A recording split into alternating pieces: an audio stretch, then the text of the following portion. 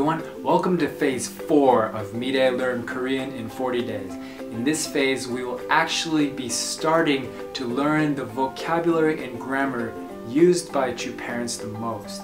In this phase, we start by examining the family pledge. And before we start, I'd just like to take a moment to read Chu parents' words. Do you wish to listen to my speeches through an interpreter or directly from me?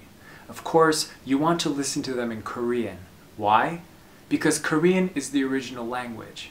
Therefore, in studying the principle, if you do not know the original language, you will not understand the meaning of the words.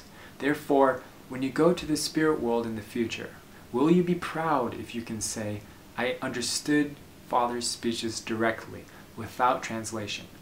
Or if you have to say, I listened to his words through an interpreter. Which? Moreover, they are the words that express the ideal world of love. Chu Father. Now, the list of the 94 vocabulary that you are going to be studying in this phase are unique and frequently used vocabulary words of Chu parents. These words have been compiled based on my collaborations with Korean speakers who are experts on Chu parents' words.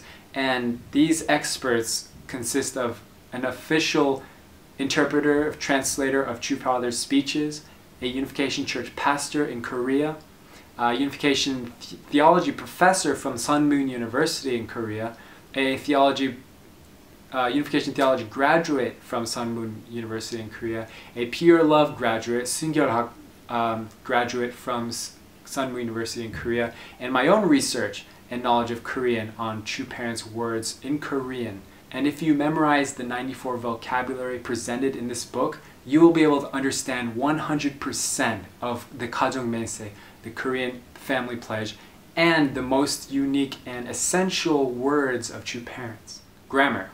Imagine picking up one of the multiple Korean Hundake books from your prayer room in your house and being able to read and understand the content of those books. How awesome would that be? Well, for the intents of being able to read and comprehend Korean Hundok material by ourselves, we first need a fundamental understanding of Korean grammar as well. So the question is, how do you study this list of vocabulary and grammar? So each day is divided into 3 parts: the vocabulary, the grammar, and then the test after each day. As you can see, there are 3 vocab words per day. There's the Korean word, and then right next to it is the English translation, Cheonilguk and One Heavenly Nation, for example.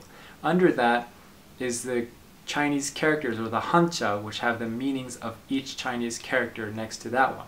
Now remember, you don't have to memorize each Chinese character. Just look at them when you're studying the vocab and recognize how the word is formed using what meanings per character. And as you can see, there are 2 grammar rules per day. There's the grammar structure, and under that is an explanation of how it's used, and under that there's an example sentence of how it's used, and then any special notes. Now the grammar structures will make more sense to you when you actually start reading Korean and seeing them in sentences. And then the final part of each day is the test. The self-examination.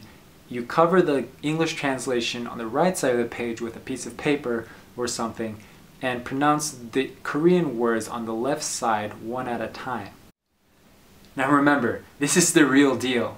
If you learn the vocabulary and grammar rules during the next 30 days, you will know Chu parents' unique and frequent vocabulary, as well as be able to read and understand 100% of the family pledge in Korean. So before you go on to the next video, part 2, please make sure that you've done the self-examinations and then you've studied the vocabulary and grammar and done the tests.